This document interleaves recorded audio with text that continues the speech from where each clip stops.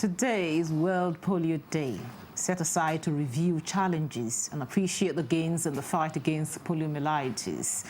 The spread of poliovirus is a public health emergency of international concern, and the risk of poliomyelitis remains until it is eradicated globally. Nigeria has recorded strong gains in the fight against polio by maintaining high immunization coverage, robust surveillance systems, and rapid response mechanisms to any potential outbreaks. Nigeria was declared free of white polio in 2020, but the transmission of the circulating vaccine-derived poliovirus type 2 strain of the paralyzing disease remains a concern in the country. Stakeholders stressed the need to uphold and strengthen polio essential functions, eradicate polio, and secure a healthier polio-free future for all. This is our focus on Nigeria today. Welcome to the program. I am Ikaria Clinton.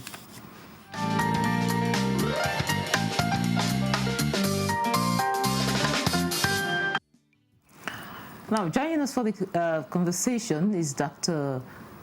Usman Gana Abdulkadir. He is the Incident Manager, National Polio Emergency Operations Center. You're welcome to Nigeria today. Thank you, ma'am.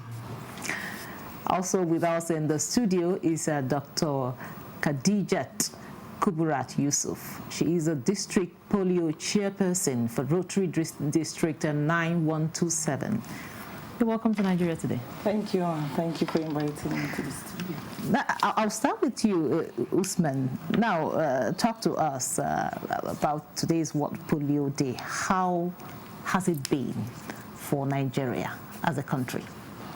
Thank you, Ikaria, for this. So for us, Nigeria as a country, it's a long journey since we started this polio problem. And then worldwide, October 24th is set aside to celebrate World Polio Day. So for us as in Nigeria, it's a period where we'll take stock of what we've done in the past year, where we've done well, where we have issues, and then we sit down to discuss with our partners in the polio space to see how we can forge ahead and then do better. So it's a journey that will always start every year. I look forward always every year to see this period. It's a period where we have all stakeholders and then speak the same language, stop and end polio. Thank you. Okay, now to you, Khadijat. I actually, when I was going through my doing some research, I found out something very interesting. Talking about the Rotary Club. It was I understood that the World Polio Day was established by the Rotary International. So, can you please tell us what the journey has been for you? Talking about the Rotary now, Rotary International. What has it been for you? So far. Thank you very much. Before 1988, we used to have like 350 cases, 350,000 cases in 125 countries. That means about 1,000 cases per day of children coming down with polio. You can see that that figure is very alarming. And Rotary International is a non-governmental body that goes out to do humanitarian work. And Rotary decided to pick it up as a flagship project.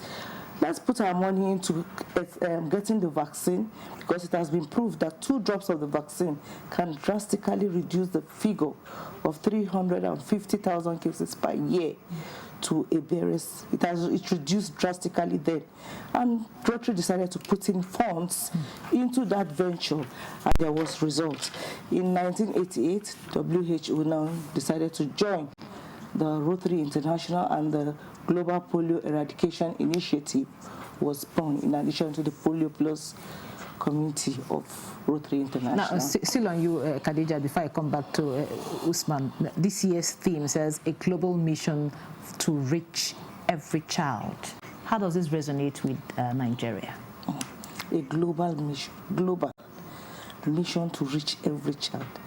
We have been declared polio-free in Nigeria, but it is not free until the 2 remaining countries are free. Which is? Afghanistan and Pakistan. So long as people travel in and out of the country, we are still at risk. So we must ensure that we continue to immunize our children. Now back to you, Usman. Like she rightly said, of course, we have eradicated, I think, the white polio, right? Yes. In Nigeria. But then, what then is the circulating variant polio virus type 2? Thank you for this question. This is a burning question, and because people keep asking us. You said you've eradicated polio. Why are you disturbing us with, coming to knock into our doors and then asking us to take vaccines?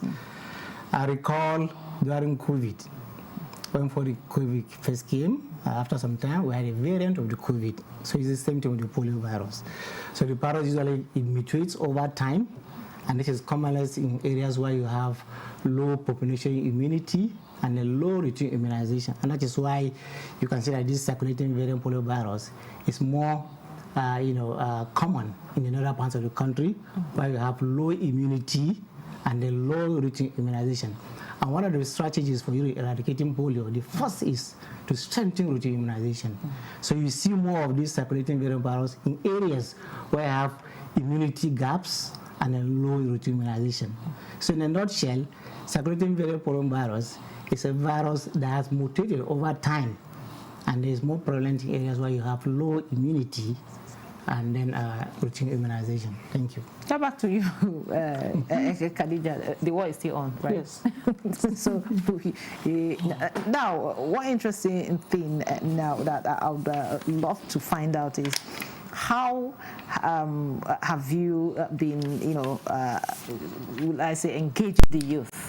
Because they are the Gen Zs of today. And how have you been engaging the youth in creating awareness about this polio, virus? Because just like Usman just rightly mentioned, it is still on, as in they are still, the awareness is still going on. People are still getting the tap on the door to come immunize the children. So what has been the engagement of the youth in all of these? The youth is the vibrant part of the population. If you look at those carrying the boxes round to give the immunization, they're usually youths that have been trained properly to know what to go and do on the field. The youths also, youths per se, we are encouraging them to pass the message. When they come for training, we tell them what to look out for, how to get properly dressed before going for immunization, because they are the forefront of going around. They have the strength, they have the energy, they are younger, they can navigate hard to reach areas. So you cannot imagine that youth coming to give your children immunization not properly dressed, carrying tattered jeans around, carrying clothes with some non-pleasing inscription on it, and not looking welcomed. That is the main thing. Then there are manners. Somebody coming to give your child immunization is smelling of alcohol, smelling of cigarettes. Of course, you will not allow your child to be immunized by that person. And he will go back. He will not tell them what happened. He will say that there is rejection in this house. So if you want to get the youths involved, those that are really doing the work, training and retraining, telling them about morality. Charity begins at home, training begins at home. We should recruit properly trained and educated youths that will go out with our vaccine boxes. Training and retraining, very, very critical in all of this, it says. Now, talk to us, Usman, about how you are addressing misinformation that is actually, being a kind of a clog in the wheel of progress of vaccination amongst us. Because I heard, in the past, some persons would say, no, don't take the vaccine, it's for this, it's for the other thing, and, trying to discourage people that want to. How are you addressing these? Thank you very much, Ikeria, for this. So in fact, currently, it's one of the major problems that is really drawing back in this program. though there are other issues, but misinformation and especially in this era where we have social media, it has compounded the problem. Before now in the 80s, when social media is not as rampant as it is now, the information is less. But now, with your Android phone, within a second, you can just pass a message, and before you know it, it's everywhere. So this is what is really, and it's one of the things that is really affecting this program. But for us as a country and Nigeria NPACD, what we are doing, we have an advocacy and communication department where we have experts in communication. And then, so before we go on for each campaign, we usually talk to people and then all sensitize people on the importance of this vaccine. And if there are information that has been passed out there that is not correct, we make sure that we give them the correct information. We also produce like flyers and banners, in different languages, and in Yoruba, Hausa, depending on the locality where we are going to operate, to ensure that people get the correct messages and then answers. We also have frequently asked questions where you can read about the myths and these myths about polio virus. So this is something that we continue.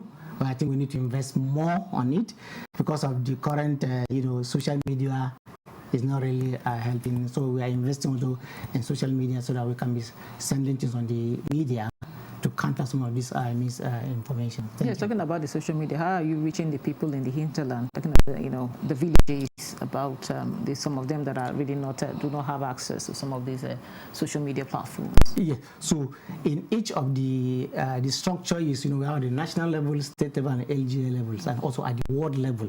So at the world level, for example, at the local level, we have our health educators. Okay. So we train them on how to, do interpersonal communication skills and how to address one of these issues. So and then they go to the world levels, and those world levels are closer to the settlements, and this same information is passed to the lower level through that same channel. Now, Khadijat, I know he mentioned one of the, major challenges. So what are other challenges that, you've encountered during the course of trying to pass information and, of course, during the immunization and the rest of them? I know you are at the forefront. Thank you very much. Surprisingly, it's the elites now that we are getting rejection from. Why? Number one issue is security. Some people in the highbrow area, especially in this Abuja, if they don't know you, you are not coming close to their compound. No matter what you do, the instruction to the gateman is no visitor comes in. So you now want to record it as rejection, but truly it is not rejection. So when we are recruiting, we should know who we send to where. If you know a particular house where there is such problem, you have to get there with a very high level power team that will be able to break through that wall and reach the child. Yes, some people now, there was a field activity that I went to. They just wanted something, a plus. When you go out to give them sweets, to give them biscuits, they might say they've not eaten since yesterday, so she's not taking polio virus vaccine. Madam, what do you want? Give me spaghetti, I will give you all my children though. It's as simple as that. Quickly, we got her spaghetti, and that was all. So some of these rejections are not true rejections. They just want to use it to get something and also to forestall security matter, which is a top concern right now in the country. Okay, now back to you, Usman. That's what did you call it? Spaghetti? Yes. The spaghetti technique. Yes. She was serious. Seems to be working very well, because I wanted to ask for that question. When I had the spaghetti, I rest my case. So what other measures have you put, are there in place to quickly respond to potential polio cases? Okay, so for us, there are a lot of initiatives that we put in place. And then anytime we have an isolate, usually there's a notification telling us we have isolate in a particular area. So what we do, we investigate the case to be sure that it's really through polio, isolate. So once it is true, we do what we call, we respond immediately, usually an immediate response. Within a week or two, we go in and respond to it. And then we also have campaigns that we usually do. Currently, we'll be going to a campaign, what we call the outbreak response campaigns. So we do that to respond to viruses. Then in between those campaigns, what you call in between run activities, children were not able to reach during the campaigns for various reasons. Those are the reasons she talked about.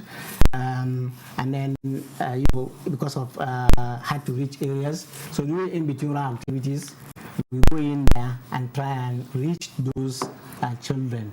We also have what we call, targeted local response. We go to a particular area, analysis, we are thinking that a virus may emerge in that area.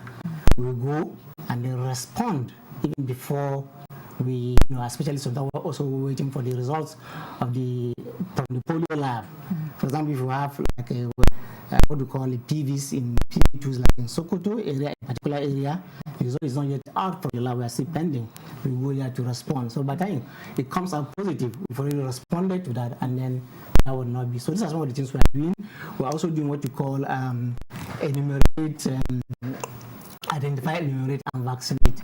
But this will mean we go and identify children in high-risk areas. We enumerate them and then vaccinate them. So like we have a digital register now where we can go to a particular house. This we did it in the AIT states by Sokoto, Kebbi, Zamfara, Katsina, and Kano states. We are doing the identify. By identify, we mean we go identify you as an individual. We know you by your name, by age, sex, and then your parents and your immunization status. I will make sure we enumerate you digitally so that every time we come for the next campaign, we have in our data, and then we'll know, how far you've gone with our immunization. So we're doing this strategy with, vaccine to over 600,000 children during using this IEV, as. So these are some of the things we are currently doing to ensure that we really stop this transmission. So what is the range? Talking about the age. Okay, the age for this is 0 to 59 months. That is under 5 years. Okay. So these are children that are under the polio age that we vaccinate. Another question I really want you to tell us answer is the fact that I know there are some cultural barriers. Some persons feel that this polio thing is not real. It is attack from the village. You understand? So how do you really deal with this? Thank you. That's true. But over the time and several years, we're able to tell people that it is not correct. This is because if truly that is the case, the numbers that we have, children that are paralyzed will not be this much. And this is part of the things we use to sensitize people. This thing is real. It has nothing to do with attacks, witchcraft, and whatever. We all know that we have witchcraft everywhere. Witchcraft is not something that can paralyze your central nervous system, you get paralysis. These are viruses that go from your guts and affect your central nervous system, you get paralyzed. So attacks do not, give you such kind of things. This is has been scientifically proven. It is purely scientific thing. It has nothing to do with attacks, and we urge that people should really be careful, about some of these things that they cannot prove that it is the cause of an element of, for example, for polio paralysis. Now, back to you, Khadijat. What is the role of the community in trying to ensure that we maintain the polio-free status? Thank you very much. Before you can identify the role of the community, how is polio even gotten? It's fecal-oral, through the feces, and children 0 to 5 years, anything they pick from the floor is into their mouth. So personal hygiene is key. Hand washing, put your water, your soap, hand like this. Any opportunity you have, you demonstrate how to wash the hands properly. You can say I'm doing it properly. Any any opportunity, naming ceremony in the church, in the mosque, anywhere, gathering of friends, you just joke about it. Let's wash our hands. You'll be surprised. People don't, as much as it has been widely described and sensitization have gone out, many people still don't know how to wash their hands. So if we maintain personal hygiene, keep our hands clean, whenever you touch a child's poo, you wash your hand. When the child touches the floor, make sure the hygiene there is okay. You are going to reduce part of the causes of having poliovirus. Then two, the main and the most effective one, 2 drops of oral polio vaccine into the mouth of that child does a lot of magic.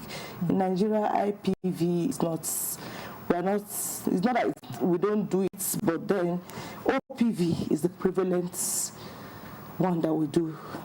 So what do you mean by IPV and OPV? IP means injectable polio vaccine and oral polio vaccine. Oral polio vaccine sterilizes the guts, and also by the time they go, this circulating derived variants will be really reduced in our sewage sample if the routine immunization, as you rightly said, is strengthened. So we should look at, encourage the mothers to go to the health center, and when they get there, the vaccine should be available for the children to have it. Okay, now earlier, Usman, you mentioned that the age bracket is 0 to 59 months. Does it mean that after 5 years, there's no possibility of contracting it again? Thank you very much for asking this question. So the polio is the most common age where you can get this is 0 to 5 years old. But this is not to say that ages outside this bracket cannot get the virus. They can contract the virus, especially if they've not been immunized in the past. Yes, so that is the case, which is more common in this age group. But any person outside of this age group that has not been immunized and get vaccinated after that, and then gotten primed with the vaccine, can also contract polio virus. So which means a child that is over 5 years can also be immunized if the people coming for the immunization comes around? No, I just want to know. Well, no. We are not supposed to do that in principles, but usually the age bracket is 0 to 5 years, which is the commonest age group where you contract this disease. Yes. One other thing I want to really find out is, is there any form of punishment for any parent that refuses, or that rejects the polio vaccine, and also encourage others not to? Any recommended punishment for them? Well, this is something that's really controversial, and we really have to tread softly on it.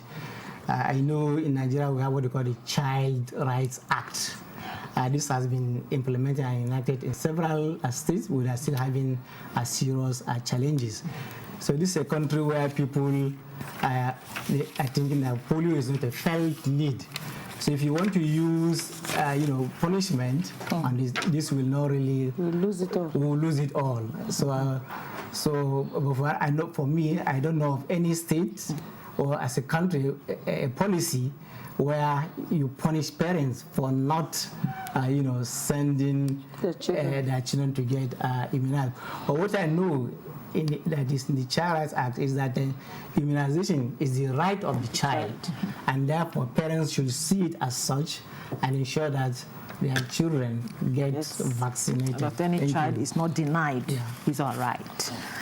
And that's it for today's episode of Nigeria Today. A very big thank you to Usman Gana Abdul Kadri, Dr. Usman Gana Abdul Kadri. Thank you. He's the Incident Manager, National Polio Emergency Operation Center. Thank you so much for coming. Yeah. And also, I had with me Dr. Khadijat Kubrati Yusuf, District Polio Chairperson for Rotary District 9127. Thank you so much for your time and your contribution. Thank you for having us. And thank you for being part of the program. Don't forget, Nigeria Today airs every weekday at 7:30 p.m. on NTA News 24. You can also check out this episode and others on www.youtube.com/NTA News 24 Hub. Once again, thank you for being there. I am your carrier, Clinton. Goodbye.